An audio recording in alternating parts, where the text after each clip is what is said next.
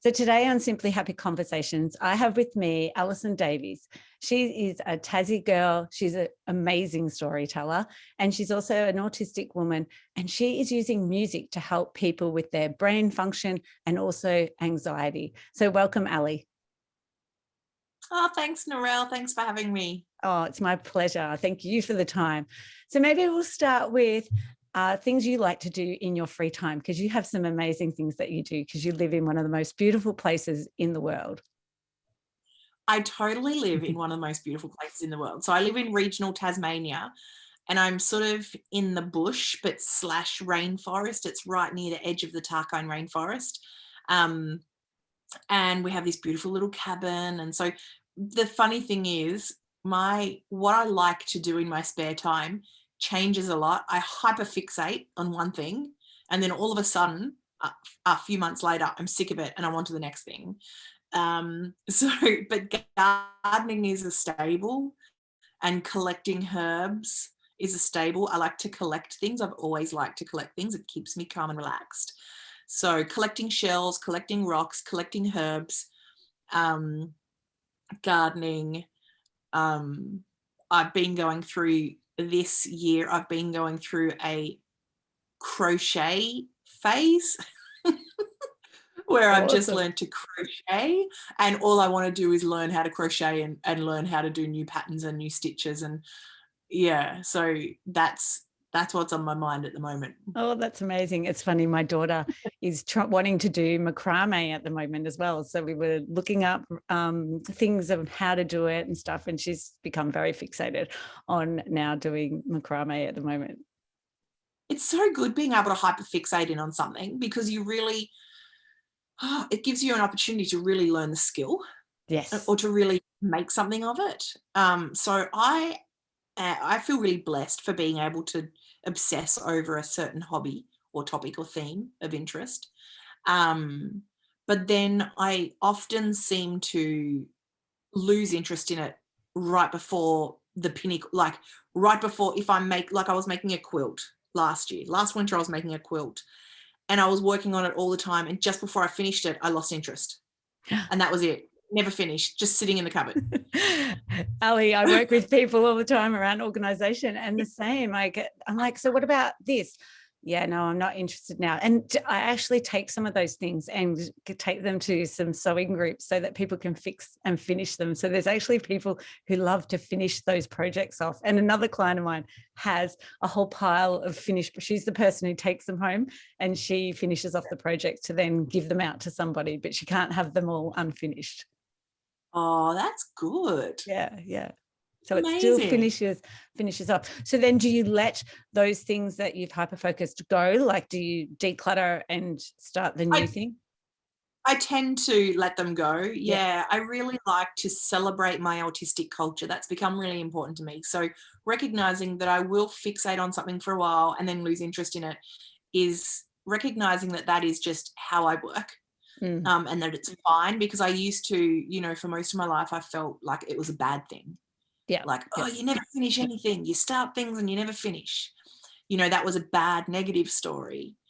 And so I had to really change the stories I was telling myself. And one of them was just being totally fine with starting something and not finishing it, or getting all in and buying 20 books on it and doing a course and learning everything about it and then not using the skill. Yeah. So I've just I just let those things flow into my life and flow out, and I feel really accepting of it now. And that level of acceptance and that embracing of the autistic culture in my life and my family actually means that sometimes it'll float back in. Like I've got that quilt sitting there and I know that I'll finish it. There's no negativity around the idea of the quilt because I'm telling myself I'm bad because I never finished it. I'm not telling myself I'm bad because I didn't finish it. So I don't have any negativity around the whole idea of the quilt. So the quilt is still in a happy place for me because I never turned it into a trigger for shame or a reason to be ashamed. If you know what I mean? Yeah, no, definitely. So so it makes it, so it's been a really nice growth for me to really just go, yeah, my hobbies come and go, and I'm never going to finish anything properly. And that's okay. That's okay. And you may go back. I love that there's that opportunity to go back to it, especially if it's nearly finished and it's something you really were passionate about. Yeah, that's great. And then I suppose if it was still there in 10 years' time, then maybe you might be like, actually, this is not going to be finished. And maybe it's time to pass on to somebody else that's in your community who'd probably really appreciate to finish it, who's maybe that finisher who loves that, who needs to actually have the projects done. Yeah. So, this quilt is actually going to be beautiful. I hand dyed. I know we're probably ready to move on from this question. Oh, but no, go. I hand dyed in seeds and bark and stuff from our garden, berries and foods. So I collected all these scrap bits of material from old clothes and from the op shop. I eco-dyed them outside in a garden over the fire, and then with walnut shells, and I've got all these beautiful different colors, and then I've made this, the quilt is hand stitched like a cantha quilt. It's all hand stitched with all different colors that are all eco-dyed, and it's a queen sized quilt. Oh my God. So it's enormous. Yeah. And it'd be amazing. I know. Oh no, you definitely will get actually back to just that. this conversation might yes motivate you to go, I really want, gonna... oh my God, I really want to see it, because that is something that I'm so passionate about, that people, using materials within their home, and what can we do with those rather than going to landfill. Like, you would be horrified with the amount of things that I see that go to landfill. And I love when I can move it on to another family or another person, rather than even just putting it to the op shop, but knowing that it's going to get a second life. Yeah. So maybe share about your business and how your business came about, because you were a music therapist originally. I was. You still are really into heart, aren't you? Oh, yeah. I was a music therapist for 16 years, and back in 2016, so I was working in private practice in Tasmania, where I'd go to nursing homes, I'd go to hospitals and schools, and I also had a clinic room where people would come to me, but mainly I was going out to places in the community and doing music therapy with people. But in 2016, that's the year I was assessed for autism and diagnosed with autism. And my daughter was being assessed also at that time. She had a lot of complex support needs that we weren't really meeting. So things were quite tricky and difficult at that time. I was overwhelmed. I was having a bit of an autistic burnout, to be honest, and everything was just a lot. And music therapy is really loud because there's a lot of instruments and there's a lot of noise making. And I found it harder and harder to keep appointments. Like, I'd have, people would have booked appointments throughout the day, and I'd find it really hard to have the capacity to work at the times where the appointments were scheduled and all that kind of stuff. So I ended up in 2016 closing my private practice and just started doing things online. And to start with, I just started writing a blog. I think I made a blog and a Facebook page. And I recognized that because I live in regional Tasmania, where there's not even, there's not many people where I live, I thought, well, I'm going to have an online presence because, there's no actual people here. So I thought, I don't know what that will be about yet, but let's just make a blog and make a Facebook page, and we'll go from there. And I just started writing about things that were in my head, and it was very therapeutic for me to write about how I was feeling. And I was writing about my struggles, and I was writing about music therapy, and I was writing about what I thought about the allied health industry and where I thought there were problems, and all of the things that were circling around in my head. I just started writing about, and that's how my online business started.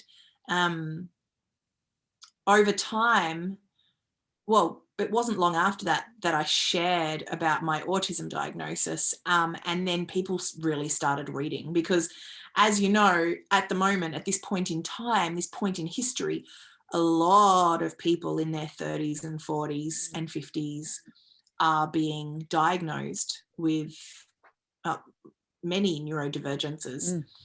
And a lot of it starts with their children being diagnosed. And so families are realizing they're neurodivergent. I guess they're realizing their neurotypes.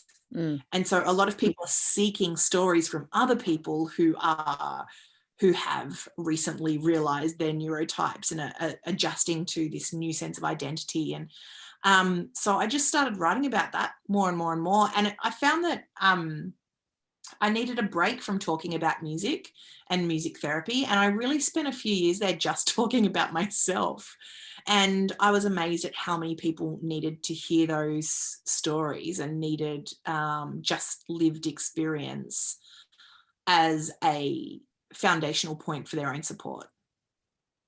And then I realized, well, I've got a lot of people here listening and reading. So I started creating resources, and that's when I tapped back into my music therapy, and I created a couple of courses where I could help people use music as a tool for self-regulation and to support their children's anxieties in the classroom and at home. So the online business, my business, Music in the Brain, it just, it was never planned. It just came about from me needing to stop and me not being able to work anymore, and then me just doing the next right thing. And just, that's how it came. But you also have such a knowledge about the brain, which connects that. And that was, for me, I just loved how you connected, your knowledge of the brain as well as what our kids need. And definitely that has been amazing. But thank you too for sharing all that start of your journey as well. And I think that's really important, that whole, and the same. So for my diagnosis was through my children's, and it seems to be every, second person that I've talked to since COVID in particular, that also seems to be when people have realized, okay, things are not what they should be because we've got this time at home. And that was for one of my children as well, but definitely the lived experience. So hearing people's stories. So the yellow ladybug for me was where, I think it was 3 years ago when I heard the conference, listen to people's stories. And I was like, that's me. That was me when I was a kid. Oh, that was me too. So I really understand, really relate to how people are out there have gone, oh, I love Ellie's story. And yes, I can relate to that because there's someone sharing from that lived experience. Yeah, it's really important. I straight away was looking for those people for myself. I was looking for people with lived experience. I was looking for autistic people. I felt very much like I need to find a community now. I need to find my autistic community. And it doesn't mean that I need to be best friends with people just because they're autistic and I'm autistic. But I needed to find a way to connect with people who just got it. Yeah. And it's interesting, like, I don't think we've never talked about this before, but I knew that you were autistic. But it's because like, I don't know if you feel this, but do you think I have a radar? I feel like autistic people have a radar for autistic people. It's one of those if you know kind of things. Yeah. I can sense it in other people. And so I knew that you were autistic, but I didn't know till just then that you were diagnosed. We've never actually spoken about this. How funny is that? Well, it's funny because I sense it with children. So when I'm teaching in the classroom, I can sense it in the classroom, but not adults. No, but definitely now a little bit more. But so funny. Well, throughout my childhood, no one ever said anything to me. And even now when I've told friends, they're like, really? Are you sure? And I'm like, yes, I'm sure. Whereas when I've been working over the past 3 years, like change the direction and actually face-to-face coaching and organization, that is when some of my clients have been, and are you autistic? And I'm like, oh yeah, I'm thinking, I'm like observing at the moment and doing some, testing and stuff for myself. And they're like, oh, you definitely are. So it's interesting that you say that because that's what I found over the past 3 years with clients as well, that they've just been really tuned in. And then they'll point out the things to me and I'm like, oh, right. Okay. Awesome. Yeah. Thank you. I think the people who aren't autistic are the ones who are like, really, you're autistic? What? But the people who are autistic, they're like, yeah, we know. We get it. But you're right, it's really hard. Like when I was diagnosed, it was so hard to tell people. It felt like a coming out, and I didn't know how to tell people in a way that they would understand. And I got better at it over time. And you don't have to tell anyone, but one of the reasons I self-identified first, and then one of the reasons I went for a formal diagnosis was because I thought maybe my family wouldn't believe me unless it was formalized through a doctor or a psychologist. And then when it was formalized, I found it hard to explain it in a way that other people understood, and it opens up a can of worms because we know it's genetic. Like, then other members in your family who aren't diagnosed or assessed, it's layered. It impacts them as well, and it can be so confusing. The dynamics really change, don't they? Oh, definitely. But for me, I wanted the diagnosis too, for the same reason as you, but also for my kids. So, my kids having diagnosis, it's like, to them, they just Google about it and they're like, Mum, it's hereditary. So where does it come from? Does it come from you or Dad? And that's, for me, I was like, well, I'm going through the diagnosis. And then my kids were like, well, it's definitely you. And maybe the ADHD is from Dad. So, to me, it was like to help them to, identify with it as well. And it's really made a massive difference for my kids, to just have someone to share how they're feeling and know that I'm going to understand what they're talking about. And for me to be able to share things that have happened in my childhood and, growing up, and especially at that age, teenager, going, yeah, I remember that. And hopefully this will help you. And I wish I knew that when I was your age. And, you had some therapy back then, but we've learnt in different ways, haven't we, to cope? Absolutely. I feel absolutely the same. Yeah. So then coming back to then your music therapy and anxiety, what are some ways that you would suggest people to help family members who are struggling with some brain function and also regulation and even anxiety as well? So it doesn't have to be neurotypical, because anxiety is also out there. And I know that things that you've shared in Brains Equals Behaviour have definitely helped us, but also helped other people in the community that I've shared, the strategies with. Oh, yeah, I think, underlying all of it, yes, strategies are great, and I can share some, but the most important thing is just fundamental principles, like understanding basic truths that no one's ever told us before. Like, behaviors are not, children do not choose to behave in a way that's difficult, and no child ever chooses to have a meltdown. No child chooses to have a tantrum. No child chooses to not be able to go to school, or not cope in a social situation, or not want to listen, or not, all of those things. It's never a choice. Behaviors are always a byproduct of brain development, or what's going on in the nervous system. And that's important to know, because all of our parents and their parents and their parents and our teachers and their teachers and their teachers throughout, previously, they were all behaviorists, because that's what was taught. We didn't know anything about the brain. So we didn't even start really learning much about the brain till probably the 70s. And so, by then our parents were already raised and had been through school, or going through school, or being raised at that time. And so, if you think of our parents' generation and previous, they didn't have the information we do now about understanding the brain and regulation and the nervous system. And so they thought behaviors were a conduct thing, and you rewarded them or disciplined them or punished them, and that's how behaviors changed. So it's really, really, really important now that we have the neuroscience that tells us that if we focus on the behaviors, we're not going to support children the way they need to be supported.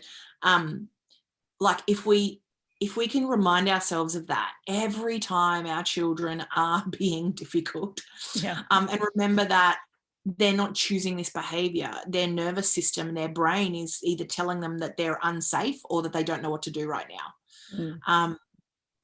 So, that's a principle. That's a principle that it's really important to understand. I think another principle is that, sorry, I had one and it's just fallen in the black hole. I love what you were just saying though. It's like It's there's a saying that I use constantly to remind myself, my husband, they're not giving you a hard time, they're having a hard time, isn't it? Yeah. And constantly trying to reinforce that Yeah. they're not planning to have this meltdown, are they? It's just happening. Exactly. Is there something out there that's really affecting them, whether it's sound, an itchy tag, or it's something that they're just overthinking about something in their lives at the moment, isn't it? Yeah. And with that, it's really important for us to be gentle on ourselves, because we were raised with discipline and with rules, and it was about behaviors. So we will constantly slip back into that, because unless we're like some kind of genius who's unpacked our entire past and healed every inner wound that we developed as a child, which none of us have, I don't think, we will at times growl and snap and be impatient and blame them for a behavior and all of those things, that the way our parents spoke to us, those things will at least come to our head, even if we don't say them out loud. But I'd say for most of us, we're going to have those moments. Especially if we've had a tough day and then we're coming home. Our capacity is low. Yeah. So it's really important to just be gentle with ourselves and know that it's okay. Like I try and tell people there's never a right or wrong when it comes to parenting, apart from the obvious wrongs. There's obvious wrongs. But for most of us, we're trying so hard to be the perfect parent that we really carry a lot of shame when we just yell, or we do in a moment, we just don't react or respond the way we would ideally.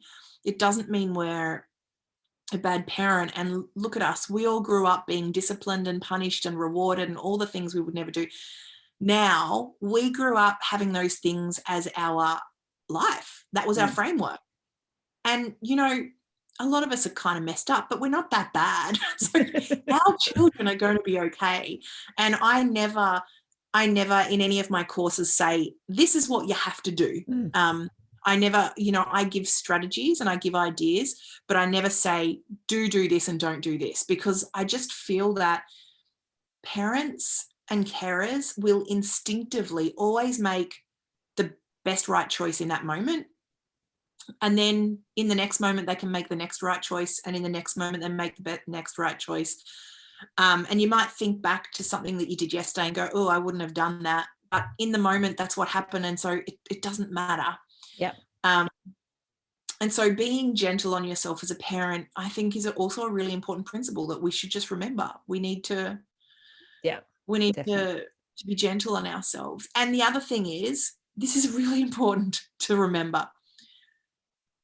All humans experience anxiety. We get really upset about childhood anxiety because we think, what, kids shouldn't be anxious. There's so much, we focus on this narrative like, oh, there's this epidemic of childhood anxiety right now. Kids shouldn't be having to deal with this like, and it is hard. No one likes watching anxious kids. We feel for them. Because we know what it feels like. But to be human is to experience all the emotions, and to be human is to have a nervous system and a brain that's going to be in survival mode. And survival mode is anxiety. So survival mode is what's happening in the brain, and anxiety is the physiological experience that accompanies that. So it's what we experience in our body. So just by being human, all children will experience anxiety and are experiencing anxiety on and off all the time. So it's nothing, when we recognize that our children are anxious, it's not because we're doing anything wrong. We don't have to go out and do courses and train and everything to learn what to do to fix this, because honestly, anxiety, once we stop thinking about anxiety as something that needs to be fixed, and start thinking about anxiety as something that needs to be held or nurtured or soothed, then we're going to be more likely to actually be able to support ourselves and kids in ways that makes the anxiety more manageable and not as frightening. Yeah, definitely.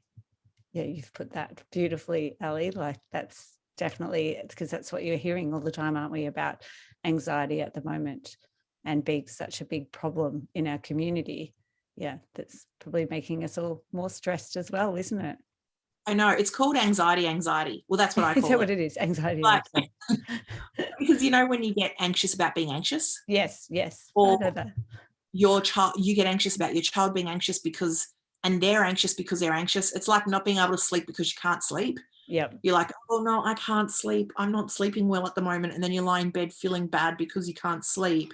Yep. It's just, we lay out, when we fixate on these emotions or think of them as a bad thing, we impact them and we double them. Yep.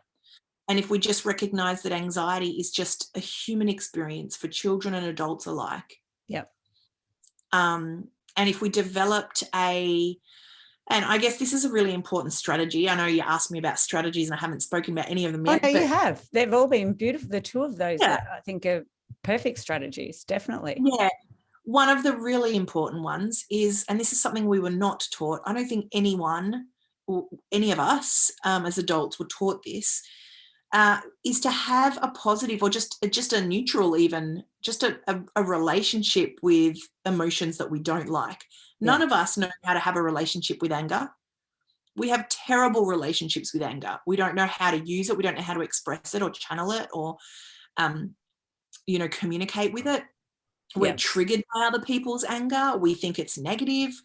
And not just anger, but anything that we've traditionally thought of as a negative emotion or a negative feeling or a negative experience. We have never learned how to be in relationship with that feeling. And so I think it's important for us to honor our own emotions, even the anger and the fear and the jealousy. I get jealous. Like, I can admit I get jealous when I see other families just doing normal stuff. Yeah. Going on a holiday, or you see other kids just playing together. Yeah. I get jealous. I really do. And I know you're not meant to say that. You're not meant to admit it, but I do. Not all the time. But that's okay, because that's an emotion and I'm a human having an emotional experience, and I don't have to fixate on it or feel shame about it. I just let it come and go. And if our children can see us experiencing all of the emotions and not feeling bad about them, they will learn from the beginning how to emotionally regulate, because emotional regulation is one of the things that people talk a lot about, and you hear a lot about this problem of how so many kids are dysregulated. But I don't really believe the story, because I think the ones who are crying and angry and stomping and shouting, I think they're the ones who are regulating their emotions. Yeah. So I tend to look at the narrative and the story that we're being told and go, does this feel right? And this idea that so many kids are emotionally dysregulated doesn't feel right to me. I feel like those kids have big feelings and they're getting them out, and that is how they are actually managing their anxiety. Definitely. I think because you talk about that really well in Brains Equals Behaviour, about the emotion going through their body and going through like the meltdown. I really love how you talk about the meltdown and how you have to go through it to come out the other end and express it through your body, isn't it? Yeah, you do. Like, and I think the goal is never have another meltdown. If we focus on never having another meltdown or stopping meltdowns, then we just perpetuate this thought that meltdowns are bad and we don't want them. And then when we have them, we feel shame, and our kids pick up on that, or they feel shame, and everyone feels, they don't feel nice. I've had lots of meltdowns, and, they're not nice. They don't feel good. We don't want them. We don't actually want them. We don't choose them. But since we're humans who have a nervous system, we will experience them no matter what your neurotype is, whether you're neurodivergent or not. Most people will. And for some of us, we will experience them all through life because of our neurotype. And I think if we stop focusing on fixing them or stopping them or not having them, and start thinking about how can we support ourselves so that we don't feel ashamed or bad when they pop up, things start to change. For me, I went through, for years, I was like, whenever I'd have a meltdown afterwards, I'd be like, I'm bad mum, terrible. Like, what would people think about you if they knew this? How embarrassing, terrible, all these horrible things. And then I realized that was never going to help me. And I realized that I never say those things to my children when they have meltdowns. I tell them that they're loved and that they're safe. And so I started saying those things to me after a meltdown. I'd start saying, congratulations, Ali, you're so strong. I love you. You're so loved and looked after. And things changed. Like it sounds like a small thing, but that completely changed the way I framed my meltdowns, which completely changed the way I approached supporting them. Yeah. And it no longer became about trying to never have a meltdown again, but it became about having a healthy relationship with meltdowns. And that in itself was enough to mean that I have far less meltdowns ever, because I have this healthier relationship within my body. And how do you feel after a meltdown now? Do you also feel different? Like, does your whole body react differently? And sort of the recovery, Yeah. I suppose it's not holding the shame in your body, is it, as much as Yeah. what it was? So, yeah. I do recover from them a lot quicker now. I still have the physical exhaustion. And I do have moments of feeling bad or feeling guilt. I do have moments of feeling that, but I don't fixate on it. Yeah. And then I actively tell myself how good I am and really say beautiful things to myself. The recovery is much easier. And then also it puts me in a much better spot to wake up the next day and start again, and like know that I deserve to make myself a good, healthy breakfast, and I deserve to have another rest, and I deserve to have a good, long, hot shower. And all of a sudden I'm caring for myself in a way that soothes my body and my nervous system and my brain, which makes it less likely or gives me more capacity to cope before I have another meltdown. So it really changes everything. Definitely. That, yeah, I just think that having that positive conversation about it and how important it is for our body. Otherwise, we're just letting those negative emotions build up in our body. And just from yoga teaching, like that's even then coming up as other issues, other like autoimmune diseases or other, even pain. I've even had pain in my hip from talking to myself badly about things that I've done. So it manifests in your body if we continue these negative conversations with ourselves. So yeah, that's such a beautiful tip. And I just think that even supporting our children in that way as well, when they are having a meltdown, has been, pivotal in our own family, and helping my children cope when they happen. That, we're just here. We're here, and we're here to talk about it later when you want, if you want to talk about it later, has really helped and really supportive. Oh, thank you so much, Ali. I know you think they're not tips, but strategies. I probably should have used word strategies instead of tips. Yeah, I really think that reframing just basic principles and understandings is far more life-changing than the strategies. Because you can do strategies to support emotions or strategies to like support, anything. And there's a million places we can get strategies, and a lot of them are great. However, if we don't change our fundamental thinking, none of it matters. And so fundamentally, we need to understand that all of our children will experience anxiety, and us, because we're human. And fundamentally, we need to understand that meltdowns aren't a bad thing. And fundamentally, we need to have just relationships with all emotions, not just the ones we like. And we really fundamentally need to understand that behaviors are never a choice. Behaviors are a byproduct of a brain telling the body or the child what to do. So when we can reframe those basic understandings, so much changes in and of itself, that we can really look at, okay, well, where do we need extra support, and what kind of strategies do we need to support these things? Whereas if we still focus on behaviors being the problem, we have 20 million strategies we need to put in place, because we're focusing on the wrong thing, and we're never, ever going to be able to fix or change behaviors. No, not at all, is it? That And makes that's sense. not the point either, is it? Like, what's the point in change? We don't want to change the behavior, because we want everyone to be showing their true potential. And yeah, I mean, we're past that, aren't we now? That whole masking to fit in and do what was expected, which was obviously when we were children. Whereas now we want people to embrace their uniqueness and be who they really are, isn't it? I agree. And if I have one more thing to say about all of that, it's that because we are the first generation of parents who have access to this neuroscience and understand the importance of reframing these big topics, it can be really difficult with our own parents and our in-laws and our extended family and teachers and other people who might be a generation before us or older than us or don't have access to this more modern neuroscience, because it means we're doing things very differently to what they did. And that can be triggering for everyone involved.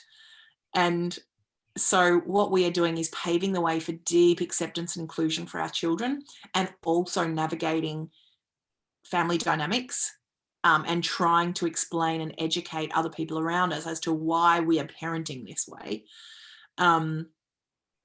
So what we're doing is a lot. It is hard work, and it deserves a good cry sometimes, and it deserves, it's difficult. Like, it's not, what we're doing is actually making a cultural change right now. And it is very incredible work that we're doing just by parenting our children in the best way we can. It's changing history, because neurodivergent children and anxious children who are experiencing lots of anxiety are really starting to be supported in a way that accepts and includes them as human beings rather than tries to change them or fix them. Definitely. And that was definitely a theme, I think, that I took away from the Yellow Ladybug conference as well, was around, acceptance rather than changing, which is great. So Ali, how can people find you? Now, one thing I did want to share is you also skipped about your YouTube channel. I think you even had that as well as your blog, didn't you? You had some really cool little videos from a very long time ago. Yeah, you can find, so yes, I have a YouTube channel, Facebook, Instagram, YouTube, and a website. So if you search for Allison Davies, Music and the Brain, you will find me on YouTube, Facebook, Instagram. And if you look up alisondavies.com.au, that's how you'll find my website. And amongst any of those sort of avenues is where you will find links that take you to my, I have the 12-week course, Brains Equal Behaviours. I'm only doing that once a year right now. So that will run again in February 2023. But I have just finished putting together a brand new program that's going to launch in September. And I'm very excited about it. It's called The Magic and Medicine of Music. And it's a 6-week course. Yeah. So tell us a bit more. It's going to be all about how we can recognize that we are musical beings. And it's going to help us reconnect with our voice and our sense of musicality so that we can use music with our children, whether it's at home or in a classroom, in ways that are strategic and therapeutic. So we're learning how to use music as a tool for regulation, and also learning how to deepen our own sense of being musical and shedding these stories of shame about not being able to sing, being out of tune, not being good enough, not being musical, because that whole idea of that some people are musical and some aren't, it's a myth. It's a total myth. To be human is to be musical, because our brain is basically a musical organ. So yeah, so that is what this new program is going to be all about. And that's Does it have some beautiful bowls? Some of your beautiful bowls and your chanting that I absolutely love. And I think you've done a great job of that on your social media at the moment, sharing some of those, because it just makes me go, oh, I'd love to be in a sound sort of bath and have your voice in there as well. Oh, thank you. Yeah, I do those for me as well, because I need just that, the act of doing it myself helps me, soothes myself. And then I try and share them with other people so that other people can see that you can soothe yourself using music. Music equals safety. You can use music as a tool, like a lullaby, to soothe your brain and your nervous system, especially when you're feeling traumatized or anxious or in survival mode, and everybody can. And so I'm trying to really model that. You don't have to be like some kind of musical, skilled, educated, have had music lessons person to be able to use music really, really significantly. It just takes me back to prep teachers. They do such a great job of always using rhythm, rhymes. Like the whole day is literally around that. And then it's almost like they get to grade 1 and it's like, okay, we'll throw all that out the window and we'll move on from music. But it's like, this just needs to be throughout their whole lives. Yeah. It really, isn't Yeah. it? And I always do say, like, we should treat our brain like it's a newborn.